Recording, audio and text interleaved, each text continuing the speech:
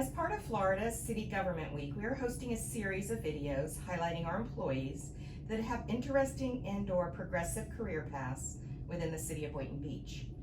Today we are featuring Jarvis Prince, the Assistant Chief in EMS in the city of Boynton Beach. So Jarvis, can you tell us how and why you first became interested in working for a municipality or government agency? How and why?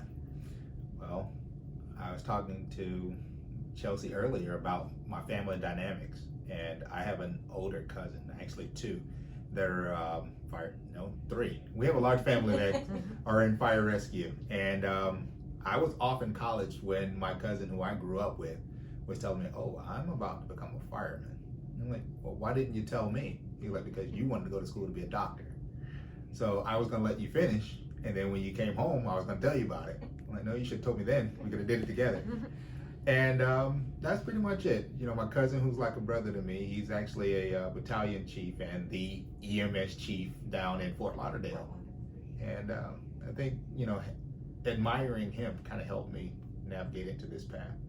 So he became in the fire department prior to you becoming. So what was the year gap between? You didn't go in together, correct? No,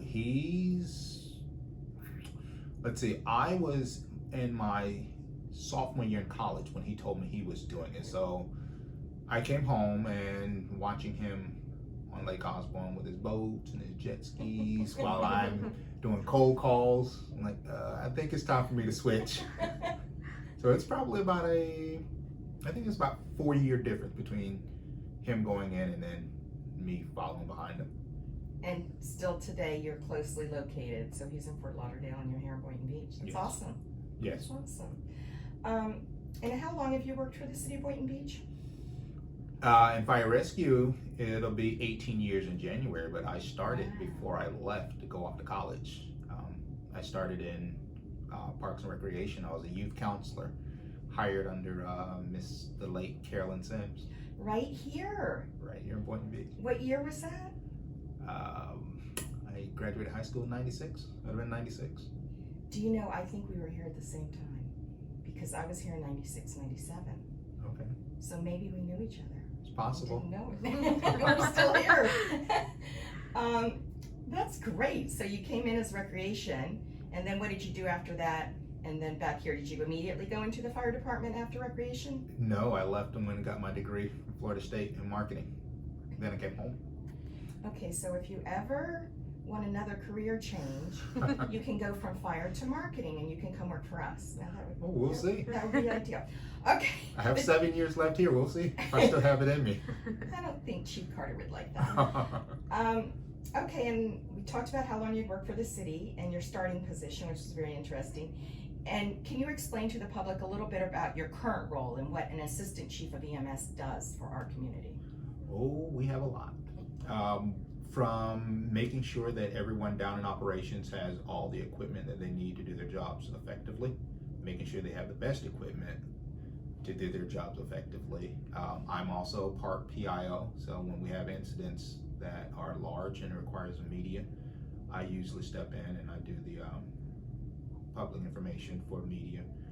I also do a lot of the training for the guys downstairs to make sure that they're up to par on whatever it is they're needing to do in terms of keeping their ACLS cards active, PALS, PHTLS, BLS. All those initials mean nothing to you guys, but ACLS is Advanced Cardiac Life Support, Pre-Hospital Life Support.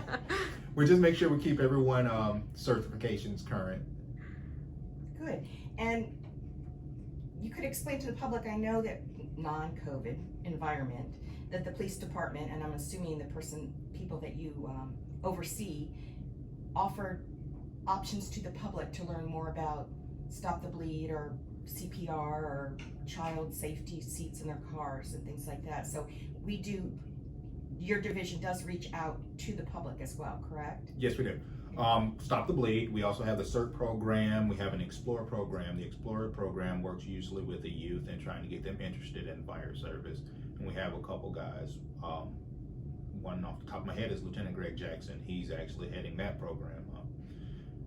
When it comes to the adults, we have the CERT program, and that allows the public to interact in the event that we have major disasters. We have radios, so if someone is out in, say for instance, Hunter's Run, and there's an incident down there where, you know, power lines are down and trees across the road, they have the little radios, and they'll just radio in and let us know that those things are there, and if it's safe, we'll go out and take care of it. Stop the bleed and CPR, hands-only CPR, because a lot of people are afraid to, you know, do mouth-to-mouth on a complete stranger. But the average person doesn't know there's 21% oxygen in the air. So when you're pushing down on someone's chest, they're going to breathe oxygen. Very So that's good. one of the reasons we moved over to the Stop the Bleed and the hands-only CPR. Oh, very interesting. City employees take those programs as well, so we can keep up to date and help the public in a non-fire related matter until the fire department gets there. But we've all been trained as well, which is very, very important, I think, in our jobs as a municipality. And a typical day, could you just tell us what your typical day looks like here in the office? Starting out, I come in and I log in and check my email, and then phone starts ringing.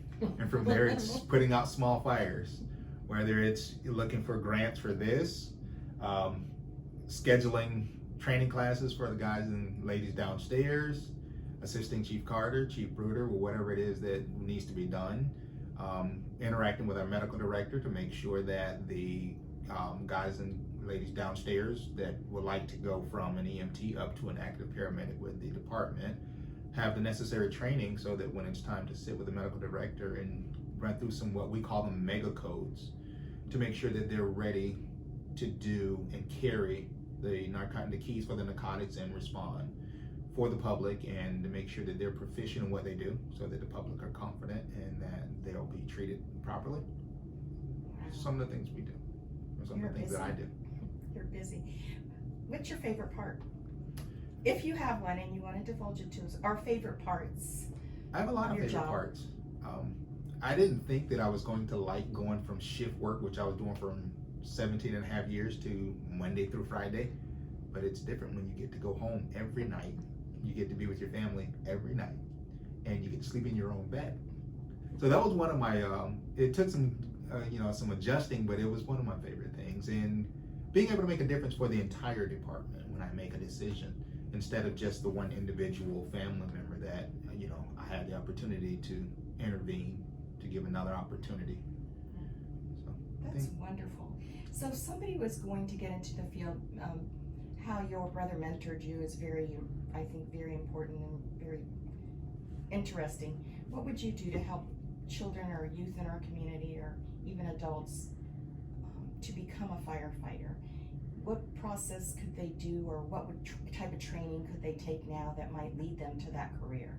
Some of the local high schools offer EMT programs, and if you're 18 when you're graduating instead of 17 or even 19, you can take the test and you'll come out as a state certified EMT. So there's a start there.